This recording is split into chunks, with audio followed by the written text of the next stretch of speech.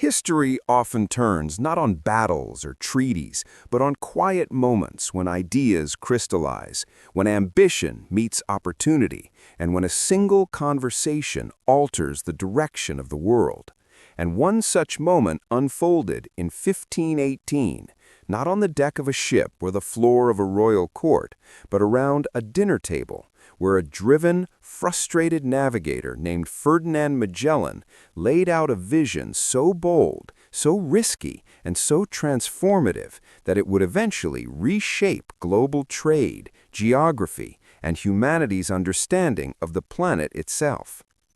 To grasp why this dinner mattered, we need to step into the tense, competitive world of early 16th century exploration, a time when European powers were locked in a high-stakes race for wealth, prestige, and access to the riches of Asia, especially spices, which were worth their weight in gold, and essential not only for flavor, but for food preservation, medicine, and status. Portugal and Spain stood at the center of this rivalry, bound and divided by the Treaty of Tordesillas, which split the non-European world into spheres of influence, granting Portugal dominance over routes east around Africa, while Spain was pushed to seek alternatives westward across the Atlantic. And it was within this geopolitical pressure cooker that Magellan's ideas began to form. Magellan was Portuguese by birth, a seasoned sailor who had served his king loyally in India and Southeast Asia, gaining first-hand experience of the spice trade and the vastness of the oceans. But by 1517, he found himself sidelined, his service undervalued, his petitions ignored, and his belief growing that Portugal had miscalculated the true geography of the world, especially the location of the Spice Islands, known as the Moluccas. Magellan became convinced that these islands might actually fall within Spain's half of the world if approached from the west, a claim that challenged established assumptions and threatened Portuguese interests. And it was this conviction that drove him to take a dramatic step, abandoning his homeland and offering his idea to Portugal's rival. By 1518, Magellan had arrived in Spain, a foreigner with an accent, a reputation clouded by controversy, and a proposal that many considered reckless or outright delusional. Yet he also possessed something invaluable: detailed knowledge of Asian waters and trade routes that Spain desperately lacked. The dinner that would change history took place during this delicate phase, when Magellan was seeking patronage and credibility within the Spanish court. And while records do not preserve a verbatim transcript, multiple contemporary accounts suggest that an intimate gathering, rather than a formal audience, allowed Magellan to speak freely, explain his reasoning, and frame his plan not as a gamble, but as a calculated solution to Spain's strategic problem. Over food and wine, Magellan laid out his revelation that the world was larger than commonly assumed, that a navigable passage must exist through or around the newly discovered lands of the Americas, and that by finding it, Spain could reach the Spice Islands by sailing west, entirely within its legal claim under the treaty, bypassing Portuguese control and rewriting the balance of power. This was not merely a navigational proposal, but a geopolitical challenge, because if Magellan was right, Spain would gain direct access to Asian wealth and prestige, while Portugal's carefully guarded monopoly would be broken. And this prospect electrified those who listened, even as it terrified more cautious advisors. What made Magellan's argument compelling was not bravado, but specificity, as he spoke not in vague hopes, but in distances, currents, winds, and prior experience, describing how long voyages actually took, how ships behaved in different oceans, and how previous explorers' reports hinted at openings others had dismissed. And this level of detail transformed an abstract dream into a plan that could be evaluated, debated, and ultimately funded. At the heart of Magellan's revelation was a profound insight about global connectivity, The idea that the oceans were not isolated barriers, but parts of a single, continuous system, and that by understanding their patterns, humanity could encircle the Earth itself, a notion that was intellectually radical even in an age that accepted a spherical world, because few truly grasped what that meant in practical terms. Spain's young king, Charles I of Spain, ruling a vast but financially strained empire, was precisely the kind of monarch who might be swayed by such a vision, eager to assert his authority, outmaneuver Portugal, and secure new sources of revenue. And the dinner conversation, carried informally yet persuasively, helped frame Magellan not as a foreign adventurer, but as a servant of Spanish destiny. By the end of 1518, Magellan's idea had moved from speculative theory to official project, with royal backing, ships allocated, and preparations underway for what would become one of the most dangerous expeditions in history.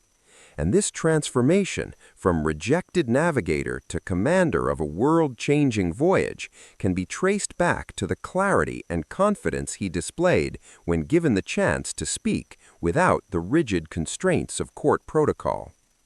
The dinner mattered because it humanized the idea, allowing Magellan to read his audience, adjust his tone, and emphasize not just the rewards, but the logic, patience, and discipline required. And in doing so, he bridged the gap between imagination and policy. Yet even as plans advanced, few truly understood the scale of what Magellan was proposing, because no European expedition had ever attempted to cross the unknown southern waters of the Americas, nor to continue westward across an ocean larger than any previously sailed. And the risks were staggering: mutiny, starvation, uncharted storms, and the very real possibility that no passage existed at all. Still, the commitment was made, and once set in motion, it could not easily be reversed, illustrating how a single moment of persuasion can lock history onto a new trajectory, regardless of the dangers ahead. As Magellan prepared his fleet, tension simmered beneath the surface, with Spanish captains resenting a foreign commander, crews fearing the unknown, and rivals hoping for failure. Yet the idea born at that dinner had taken on a life of its own, propelled by royal authority and national ambition. When the expedition finally departed in 1519, it carried not just supplies and sailors, but the weight of that 1518 revelation, the belief that the world could be circled, that Asia could be reached by the West, and that the map of human possibility was far from complete. What began as a daring idea shared over dinner did not remain a theory for long, because once Ferdinand Magellan secured royal backing, the logic he revealed in 1518 was forced to confront the unforgiving reality of the world itself, and the consequences of that moment would ripple far beyond his own lifetime, reshaping maps, empires, and humanity's sense of what was possible. When Magellan's fleet finally departed Spain in 1519, it carried not just sailors and supplies, but the full weight of his revelation, the belief that a western route to Asia existed, and that the oceans formed a single, interconnected system. Yet almost immediately, the expedition revealed how thin the line was between visionary insight and catastrophic failure. The ships faced brutal conditions crossing the Atlantic, mounting tensions among a crew deeply suspicious of their foreign commander, and the psychological strain of sailing toward a destination no European had ever confirmed. And as months dragged on along the coast of South America, Magellan's authority was repeatedly challenged, culminating in mutinies that tested whether the dinner-born idea would collapse before it could prove itself. What sustained Magellan through these moments was the same certainty he had articulated in 1518, the conviction that geography itself was on his side. and when the fleet finally discovered the narrow, treacherous passage at the southern tip of the Americas, later known as the Strait of Magellan, it was the first tangible validation of his revelation, transforming what many had dismissed as fantasy into undeniable reality. Yet even this triumph only deepened the danger, because beyond the strait lay the vast Pacific Ocean, far larger and more punishing than anyone in Europe had imagined, and as the ships pushed westward, crews endured starvation, disease, and despair on a scale previously unknown, revealing the hidden cost of that single persuasive moment years earlier. Magellan himself would not live to see the full consequences of his idea, dying in 1521 during a violent encounter in the Philippines, but by then the truth he had glimpsed over dinner could no longer be undone, because his remaining crew, battered but determined, continued west and eventually returned to Europe, completing the first circumnavigation of the globe and proving beyond doubt that the world could be sailed around, that oceans connected rather than ended, and that global travel was not a theoretical concept but a lived reality. This achievement did more than confirm a geographic hypothesis. It permanently altered global trade, as European powers now understood that no single nation could fully control access to the world's riches, accelerating competition, colonization, and the creation of truly global networks of exchange that linked continents economically and culturally, often with devastating consequences for indigenous populations. The dinner revelation of 1518 thus became a turning point, not just for Spain, but for the entire course of human history, because it helped usher in an era where the planet itself became a single stage for commerce, conflict, and connection. Over time, Magellan's name became synonymous with exploration, yet the deeper lesson of his story lies not in heroism alone, but in how knowledge moves through power structures, how ideas require the right audience, the right moment, and the right framing to take hold, and how informal spaces, like a dinner table, can sometimes shape history more decisively than formal councils or decrees. Historians continue to debate the exact details of Magellan's conversations in 1518, but there is broad agreement that his success depended as much on persuasion and timing as on navigation, and that his revelation resonated because it aligned perfectly with Spain's political needs, economic ambitions, and desire to outmaneuver its rivals.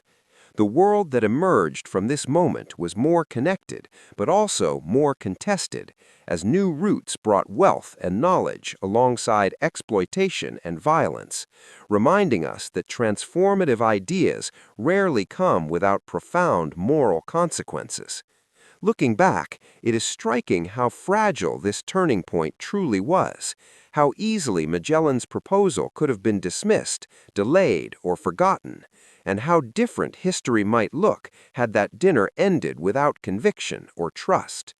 In the end, the true power of Magellan's 1518 revelation lies in its reminder that history is often shaped not by certainty, but by those willing to act on informed belief, to stake their lives on an idea before the evidence is complete, and to speak boldly when the opportunity arises, because once that idea takes root, the world has no choice but to change around it. And through that single meal, shared in uncertainty, humanity took one of its first true steps toward a global age.